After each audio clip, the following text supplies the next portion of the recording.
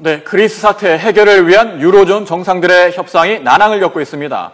그리스는 긴급 자금 지원 등을 요구하고 있는 반면 채권단은 그리스가 제출한 것보다 더 강도가 높은 새로운 개혁안이 나와야 한다고 요구하고 있습니다. 네, 협상이 깨질 경우 그리스를 한시적으로 유로존에서 추방을 해야 한다는 위협까지 나오고 있는데요.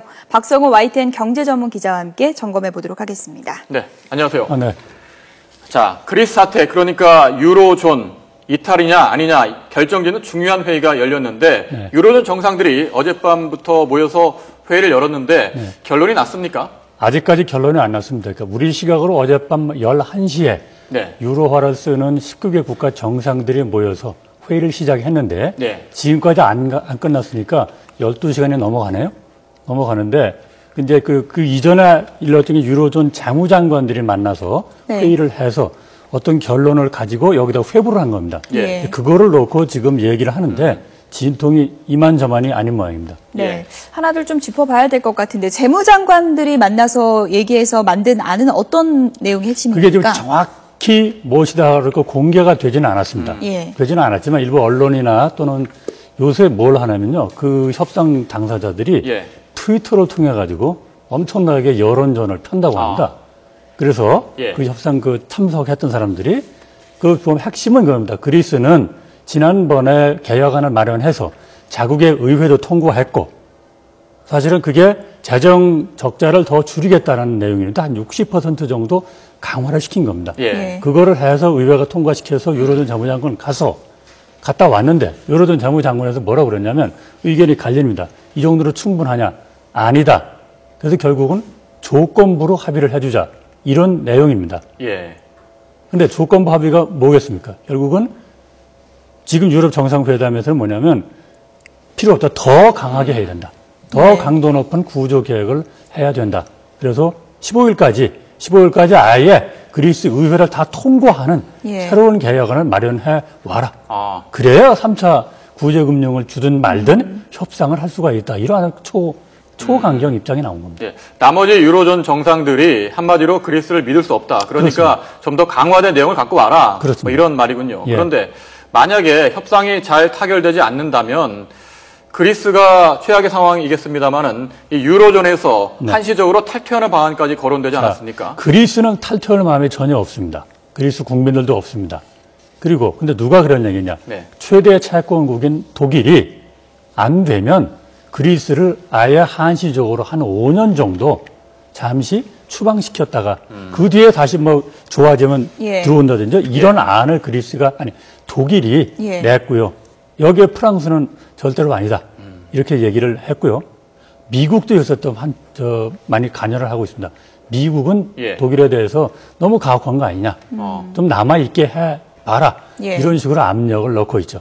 네, 독일과 프랑스가 그러니까 핵심 사안에 대해서 지금 첨예하게 맞서고 그렇습니다. 있는 그런 상황인데 탈퇴 시나리오가 현실성은 있는 건가요? 지금 탈퇴가 어느 정도 될 거냐? 아마도 그렇게 배제할 수 없습니다. 왜냐하면 그리스를 탈퇴했을 경우에 그것도 시장이 충분히 예고가 된 상황에서 점차적으로 될 가능성이 있습니다. 또 만약 독일 안이 받아들여지면 5년 한시 안이 어떻게 될지도 모르죠. 일부 보도에서는 지금 재무장관 회의에서는 5년인지 몇 년인지 모르겠죠. 한시적인 안이 거론됐는데 여기서 최근에 빠졌다.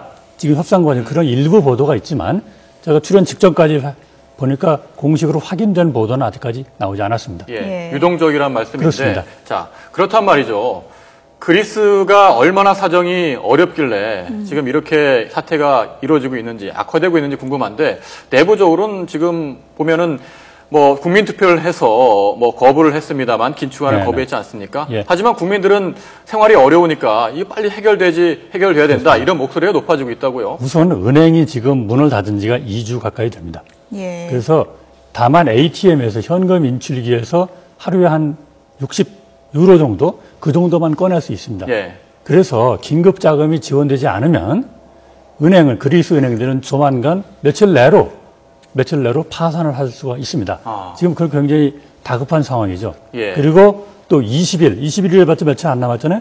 20일 동안에 그리스가 유럽 중앙은행으로부터 꼬은 돈이 35억 달러가 있습니다. 한 4조 4천억 4천억 원쯤 되는데 그거 못 갚으면 본격적인 디폴트에 빠지게 되는 그리스로서는 아주 절체절명의 위기를 맞고 있는 겁니다. 네, 문제는 이 그리스 사태가 유로존뿐만 아니라 더 넘어서 우리에게 어느 정도 불똥이 튈 것인가 이 부분이 이제 가장 관심인데요. 그렇습니다. 우리 증시는 이제 중국 증시 영향도 많이 받고 있지 않습니까? 그렇습니다. 어떻게 흘러간다고 봐야 될까요?